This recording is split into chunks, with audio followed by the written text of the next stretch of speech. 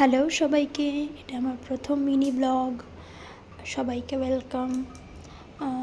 অনেক দিন বাড়িতে থাকার পর একটু সামনাসামনি চলে গেছিলাম একটা ক্যাফেতে। সামনাসামনি আমাদের বাড়ির সামনেই, পিবিএল সিটির সামনে নতুন হয়েছে ক্যাফেটা।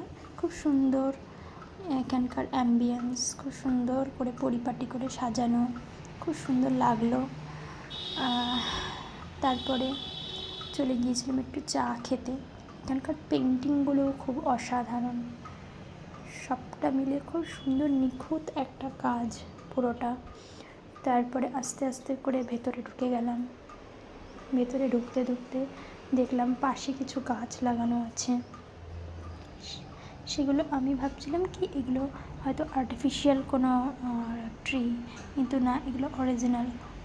তারপরে আস্তে আস্তে ভেতরে যখন ঢুকলাম, পুরো একটা মনোমুগ্ধকর একটা পরিবেশ, খুব সুন্দর করে গোছানো সমস্তটা, খুব সুন্দরভাবে খাবার তৈরি হচ্ছে, খুব সুন্দরভাবে ওদের সমস্তটা সব কিছু সাজানো। ও হ্যাঁ, আর একটা কথা বলে রাখি, এটা কোনো প্রমোশনাল ভিডিও নয়, আমি নিজের এক্সপিরিয়েন্সটা শুধু শেয়ার করছি আপনাদের সাথে। তারপরে আমরা ডিসাইড করলাম যে এখানকার একটু চাটা একটু ট্রাই করে দেখি। তো যেই ভাবা সেই কাজ। তো তারপরে পাপাই চলে গেল একটু চায়ের অর্ডার আনতে। আর এখানে ব্যাপারটা হচ্ছে, এখানে সব জায়গাতেই দেখি, যেটা আমাদের কলকাতায় এই ব্যাপারটা নেই, বা অন্য কোনো জায়গায় হয়তো আমি জানি না। এদের আগে হচ্ছে বিল করতে হয়, তারপরে সেই বিলের একটা টোকেন দেয়, সেই টোকেনটা গিয়ে ওখানে জমা করতে হয়, দেন ওরা ফুড ডেলিভার করে। তো চা তো খাওয়া হয়ে গেল।